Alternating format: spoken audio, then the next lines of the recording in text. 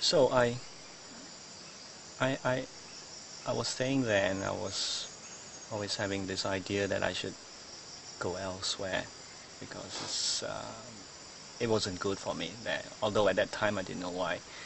So I went to Kota Tinggi in one place as a meditation center. At that time there were three other monks, two Malaysians and one Burmese monk who just came from Burma, and I practiced meditation under him.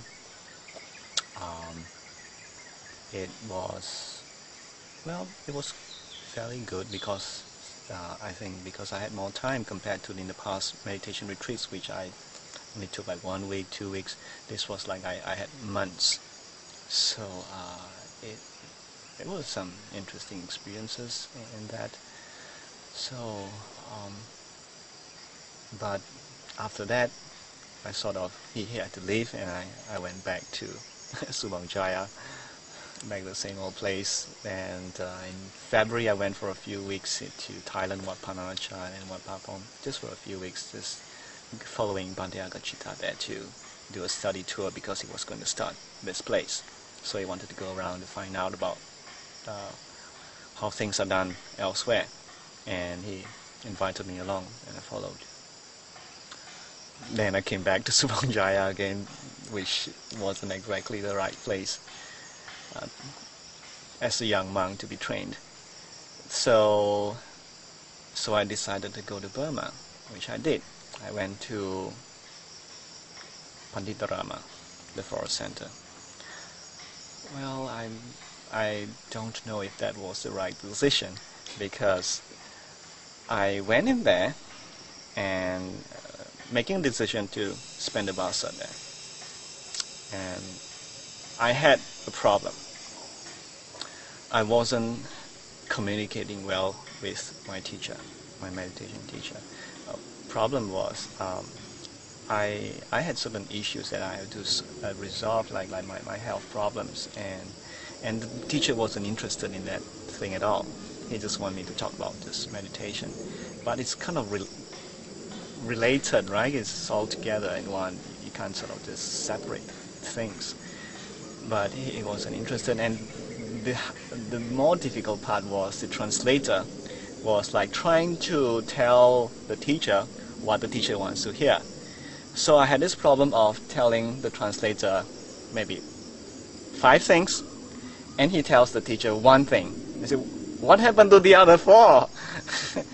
and sometimes I ask a question, he translates my question to the teacher, he answers, and he gives me the answer, and it was like, that has nothing to do with my question. So it was very, very difficult. I knew about the problem right from the start, but I thought, oh, maybe it's going to be better. So, but after having gone into the Vasa, I haven't entered the Vasa, then I really had big doubts whether or not it was right for me to be there. But at that point, I felt like getting out of that place. I felt like running away. But at the same time, I felt like maybe that's not the right thing, if I'm just too easy on this Vasa thing, then it's not just about me, then others will also know that, oh, Venerable Kumara did not complete his Vasa, he broke his Vasa, and it creates, I feel that it will create a kind of, and it contributes to the decline of the sasana, because every single time a monk breaks a rule and people know about that, it makes it seem like it's okay. So other monks might think like, oh, he did it too, like, so it should be a big problem, so it should be okay, and that's certainly not good. So I decided to stay on. Now, one thing about me during that Vasa was that I had this strong determination that I wanted to become a Sotapanna at the end of that Vasa. Absolutely, I believe that could be done. I had that strong faith that could be done, even though the teacher wasn't wasn't right for me, and there was a problem learning from him. I had faith in myself that so long as I'm able to just keep my mindfulness on and let the concentration develop, and they should lead me to go deeper and eventually get what I want. So I had that faith. But that somehow had a very, very strong effect. I believe so. I had a whole lot of trouble when I was there. I have aches and pains here and there when I meditate.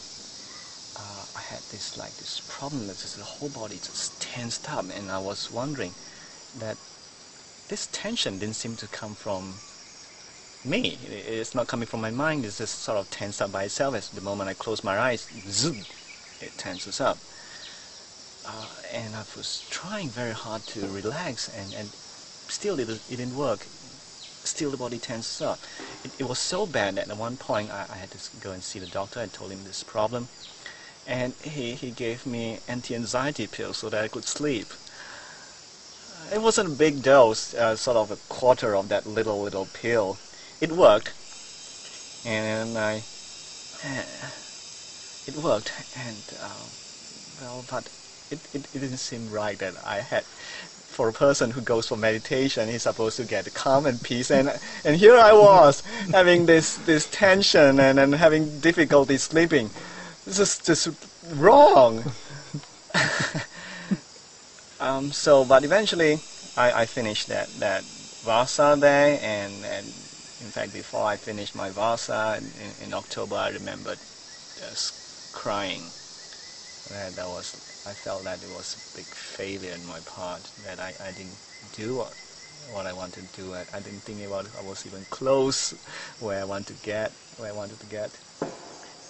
Anyway, I left that place and went to Streamenterer Toya.